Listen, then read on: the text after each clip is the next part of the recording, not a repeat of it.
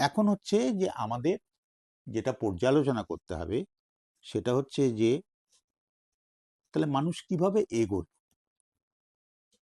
ওই যে এপ জাতীয় বানর, সেখান থেকে আস্তে আস্তে আদিম মানুষ যে হচ্ছে দু পায়ে সোজা, মেরুদণ্ডটাকে সোজা করে হাঁটতে পারে,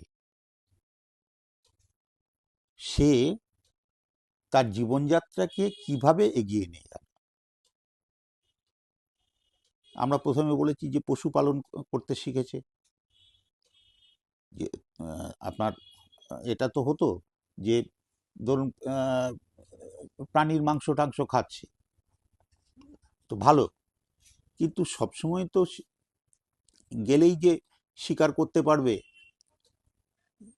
পশু পাখি ধরতে পারবে, এমনটা হয় না। তখন মানুষ ভাবলো যে তাহলে যদি একটা জায়গায় তাদেরকে ঘিরে রাখা যায়, তাহলে আমাদের প্রয়োজন মতো হচ্ছে যে আমরা মাংস ওখান থেকে গ্রহণ করতে পারবো। এইভাবে কিন্তু পশুপালন কথাটা এসছে। এবার পশুপালন থেকে কোথায় গেল? কৃষি উৎপাদন। এই পশুপালন থেকেই কিন্তু কৃষি উৎপাদন এসছে, কারণ পশুকে তো খেতে দিতে হয়। তাহলে হচ্ছে আপনার মানে তারা তৃণভোজী প্রাণী। এই তৃণভোজী প্রাণী তাদের এ করার জন্য হচ্ছে যে দেখলো যে ঘাস ওরা খাচ্ছে, বেশ ভালো খায় এবং খেলে ভালো থাকে, মাংসও বৃদ্ধি হয় তাদের শরীরে। তখন যেটা হচ্ছে যে আপনার তারা ওই ঘাস খানিকটা খানিকটা করে তুলে নিয়ে গিয়ে আস্তে আস্তে করলো, জায়গাটাও বাড়লো, ঘাস তৈরি হলো। আবার যেটা দেখলো যে কিছু দানা শস্য রয়েছে, সেগুলো হচ্ছে যে আপনার খেতে ভালো, তো সেগুলো আবার হচ্ছে কি যে যখন ওই দানাগুলো নিচে পড়ে যায়, সেখান থেকে আবার নতুন হচ্ছে যে গাছ গজিয়ে ওঠে। তখন মানুষ ভাবলো যে আমরা তাহলে যদি এটাকে ওই মাটিতে একটু খুঁড়ে টুড়ে দিয়ে আমরা যদি ছড়িয়ে দিই, তাহলে তো আমরা এইগুলো পাবো। এইভাবে আস্তে আস্তে আস্তে মানুষ তার প্রয়োজন, অভিজ্ঞতা এইসব মিলিয়ে হচ্ছে কৃষি উৎপাদনে এলো। তাহলে পশুপালনের পর কৃষি উৎপাদন, এবং তারপরে হচ্ছে ধাতুর আবিষ্কার। এই ধাতুর যেটা আসা, সেটা কিন্তু একটা যদি বলেন, সেটা হচ্ছে যে ধাতু তো শিল্পের ক্ষেত্রে একটা বড় সহায়ক, যন্ত্রপাতি তৈরি করার ক্ষেত্রে সহায়ক। তাহলে শুধু আর অস্ত্র শস্ত্র শুধুমাত্র নয়, শিকার করার অস্ত্র নয়, কিছু যন্ত্রও হচ্ছে যে মানুষ তৈরি করতে শিখল। আর এই যে যখন পরিবর্তনগুলো হচ্ছে, তখন মানুষ দেখলো যে একটা কাঠের গুঁড়ি, সেটাকে যদি গড়িয়ে দেওয়া যায়, একটু ঠেলা দিয়ে দেওয়া যায়, তাহলে তো সে গড়াতে গড়াতে গড়াতে গড়াতে চলে যায়। তাহলে এটাকে যদি একটু অন্যভাবে তৈরি করি, যদি আর একটু ছোট করে করে টুকরো করে যদি এটাকে ব্যবহার করি, অর্থাৎ গোলাকার চাকতি, এইটা হচ্ছে যখন এলো, এইভাবে হলো চাকা আবিষ্কার। এই চাকা আবিষ্কার হচ্ছে শিল্প সম্ভাবনার দরজাটাকে খুলে দিল। তাহলে এখানেও কিন্তু হচ্ছে শ্রমের যে ভূমিকা, সেই ভূমিকাটা খুবই গুরুত্বপূর্ণ।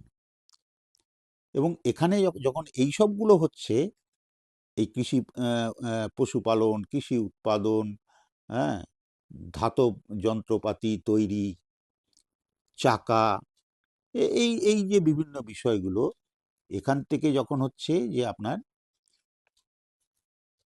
আলাদা আলাদা দায়িত্ব বন্টন করা হচ্ছে মানুষের মধ্যে, তাহলে এই বন্টন করার মধ্যে দিয়ে এলো শ্রম বিভাজন। এই শ্রম বিভাজন মানে দায়িত্ব যেমন আলাদা আলাদা করে বন্টিত হলো, এক একটা বিষয়ে হচ্ছে দক্ষতা অর্জন করা সেই কাজটাকেও কিন্তু অনেকটা সহজ করে দেবে। এরপর একটা বিষয়ে আমরা যাব, সেই বিষয়টা হচ্ছে ধর্ম। তো ধর্ম কিভাবে এসছে? ধর্ম হচ্ছে আদিম যুগেই এসছে কিন্তু, কারণ মানুষ তখন হচ্ছে উন্মুক্ত প্রকৃতির মধ্যে থাকে।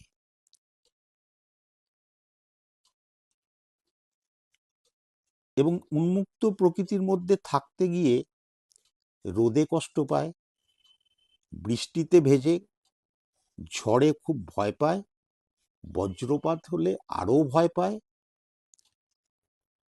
এবং তারা ভাবে যে আপনার শীতকাল, শীতে প্রচণ্ড ঠান্ডা, থাকা খুব মুশকিল,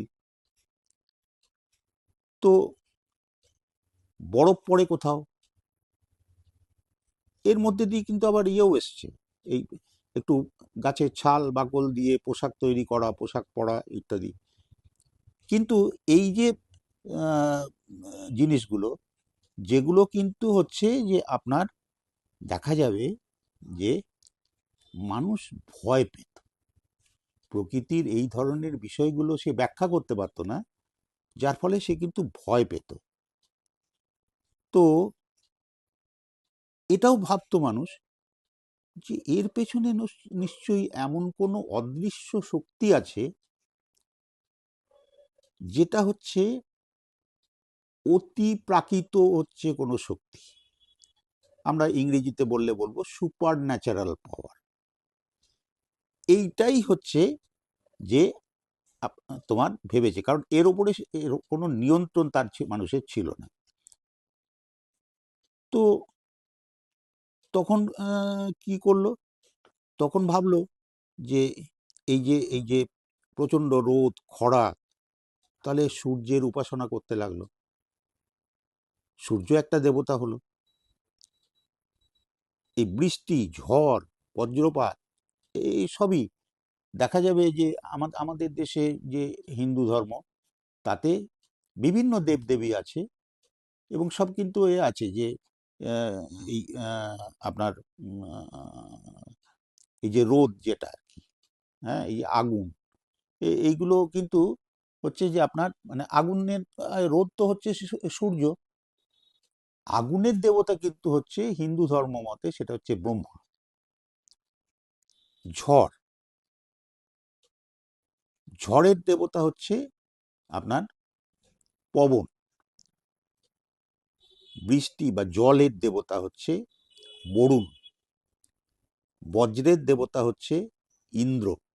এগুলো হচ্ছে হিন্দু শাস্ত্রের মধ্যে এইভাবে ভাগ করা হয়েছে। এবং শুধু হিন্দু শাস্ত্র বলে না, আমরা যদি মানে গ্রিসের ইতিহাস যদি আমরা দেখি, তাহলে দেখব সেখানেও বিভিন্ন দেবদেবী রয়েছে, এবং তারা এক একটা বিষয়ের দেবদেবী।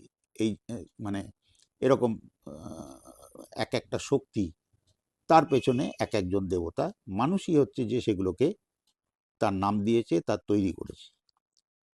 তাহলে মানুষ দেখলো যে একে হচ্ছে মানে সন্তুষ্ট করতে হবে। এই যে একটা সাংঘাতিক ব্যাপার ঘটে যাচ্ছে, প্রলয় ঘটে যাচ্ছে, তাহলে এর পেছনে যে রয়েছে তাকে সন্তুষ্ট করতে হবে। সন্তুষ্ট করতে গেলে পুজো দিতে হবে, উপাসনা করতে হবে, বিভিন্ন যেখানে যেমন পদ্ধতি সেই পদ্ধতিতে তারা করেছে। হ্যাঁ, তো এর মধ্যে দিয়ে কিন্তু হচ্ছে ধর্মের ব্যাপারটা এসছে। পরবর্তীকালে বিভিন্ন ধর্মগুরু তারা এক একটা হচ্ছে যে আপনার ধর্ম মত তার প্রতিষ্ঠা করেছেন, দিয়ে এক একটা ধর্মের নাম হয়েছে, সেটা অন্য প্রশ্ন। কিন্তু মূলত ধর্ম এসেছে মানুষের প্রকৃতির কাছে অসহায়তা থেকে।